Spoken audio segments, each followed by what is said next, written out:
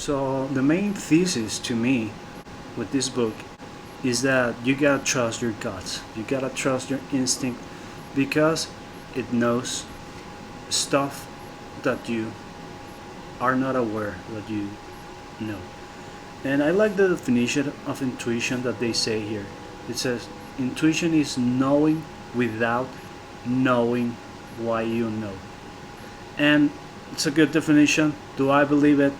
Not so much. As a psychotherapist, CBT, there's this cognitive distortion that it's called emotional reasoning, which means that you take as evidence of something, feeling something. You feel like nobody likes you, that means nobody likes you. You feel like it's dangerous, that means it's dangerous. So it is kind of a problem here. Let's review it a little bit, then I'll talk more about that. I still wanna mention something that I've been telling people for the last 10 years or more that I read this book. And it is about dealing with stalkers, and it's like never answer the message, never answer the phone, because they're gonna learn.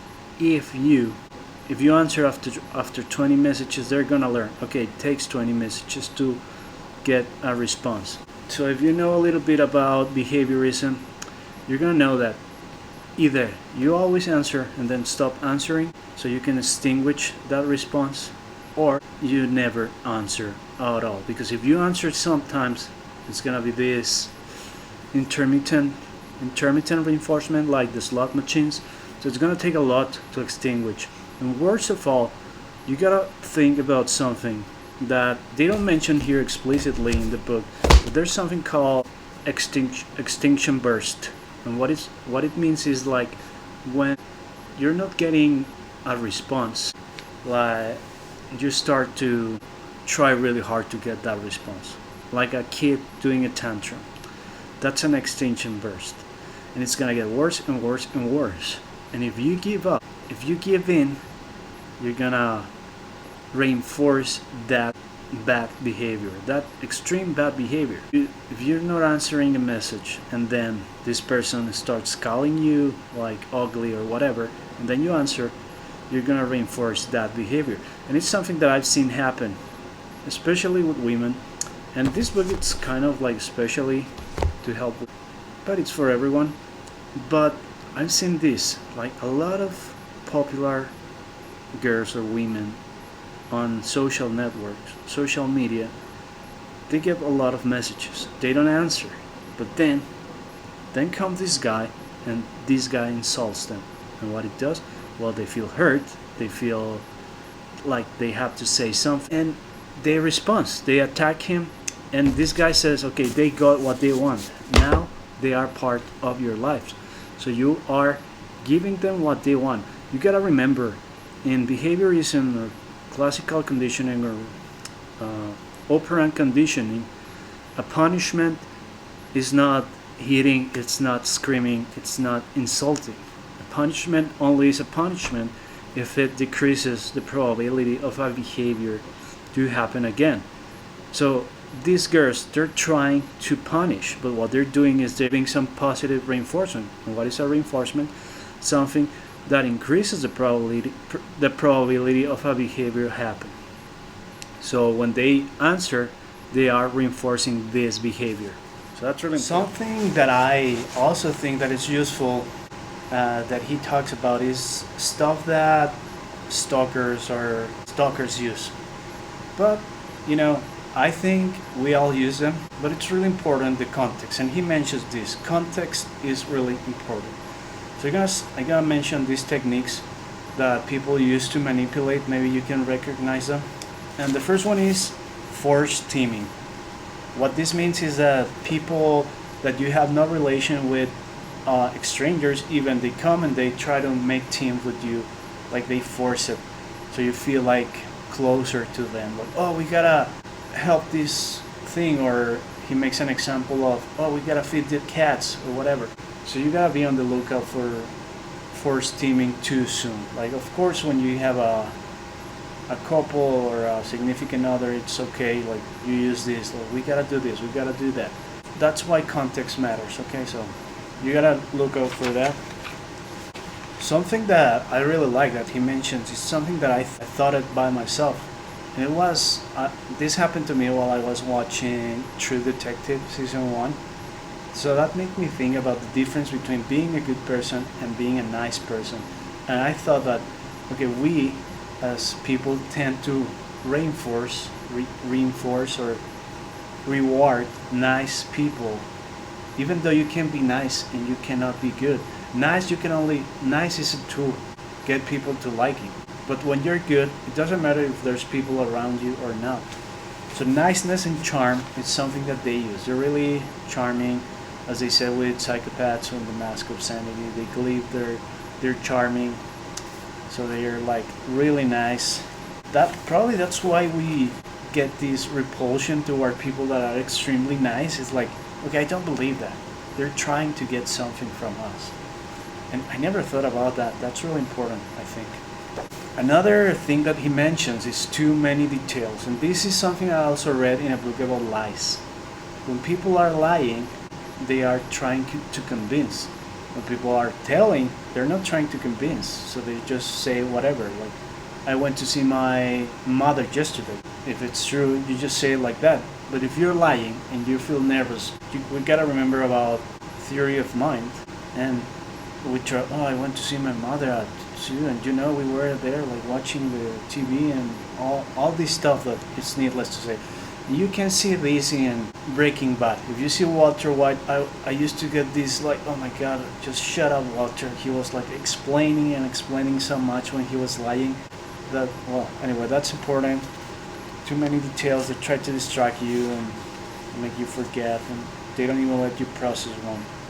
Typecasting, this one is really important too, and really, I remember this one is one of the ones that stuck with me forever, and it's typecasting. What this means is like you put them in a role that they don't want to be. It's kind of the contrary to alter casting. Peter Boghossian, in his book How to Have Impossible Conversations, he talks about alter casting, which is putting someone in a role that they want to fulfill. Like, oh, I know you're a really open-minded person and blah blah blah, and this person, he wants to be open-minded, so he acts open-minded and it works for you. Typecasting is kind of the opposite. Like, you tell them, oh, I know you won't talk to me because I'm poor or because I'm ugly. I know you're probably too snob for me. And she's gonna say, no, I'm not, and she's gonna try to prove to you that she's not that. And I'm saying she because that's what he uses, but it also works the other way, I guess. Hopefully. Loan sharking, this one also stuck with me for a while, for long. Loan sharking is like doing something for them, so that they would feel obligated to be nice to you, like help them with their bags or doing, I don't know, whatever. So now they at least are gonna have to talk to you. So they put you on the spot. You could say it like that. And I thought about something, loan sharking. Oh yeah, it also reminded me of this, I think it's Calding books, Persuasion. This super important persuasion book, and he has one of the principles is the reciprocity principle, that people, we like to be reciprocal. So this reflex is something companies sometimes explode, and also these sociopaths and whatever, they explode that, this reciprocity reflex that we get. So you gotta be careful for that. And he says like, you gotta risk being a little rude to get out of this. Like, I didn't ask for your help. I don't want your help. I didn't ask for your help. So just please go. This one is also really important. The unsolicited promise. You make promises when you see that people are not convinced about what you're saying. And the Baker says that you can use a promise as a reminder to yourself, like, oh, you're right, I'm not believing you. And when they try, well, I promise I'll just leave the bags and I leave. They see that you're not convinced, you're not sure, so they try to appease you. They try to turn off this gut feeling that you have, this intuition that the Baker says you have. And yeah, look, I'm sure there's a lot of good people, but to me, my rule is don't take unnecessary risks. So yeah, don't take those risks, and don't let people in your house.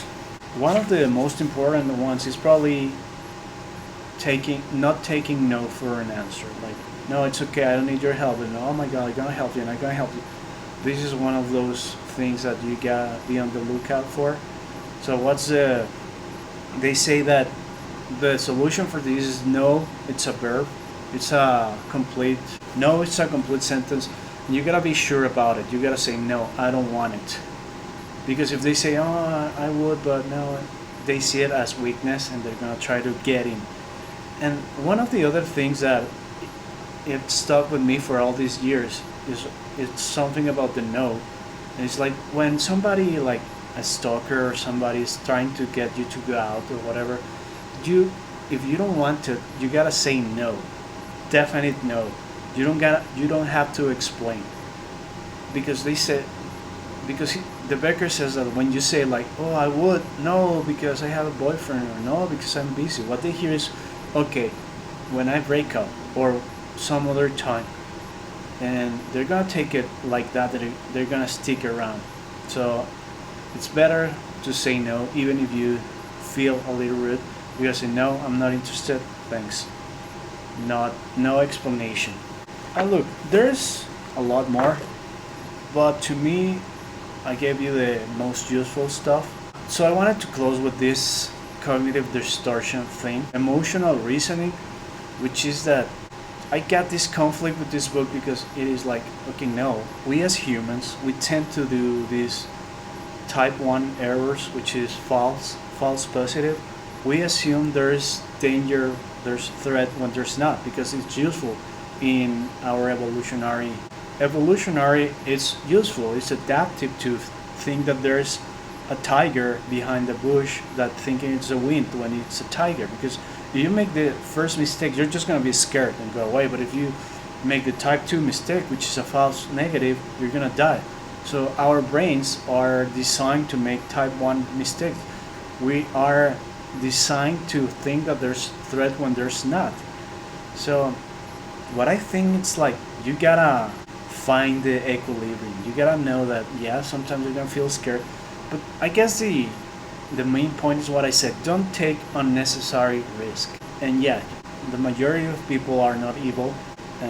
But so I think you don't have to listen to your gut all the time.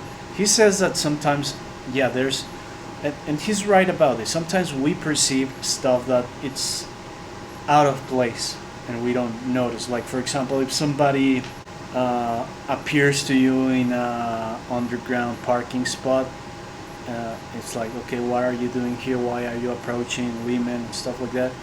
So yeah, that kind of thing you gotta be worried about.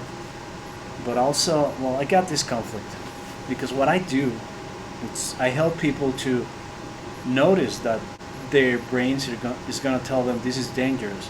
So I guess it's you gotta. He mentioned something about you gotta ask yourself, is my life at risk right now? And most of the time it's not. Sometimes it is. So you gotta learn that. Anyway, hopefully it was useful to you. We're gonna keep doing reviews. Next one is probably gonna be the Republic. So goodbye.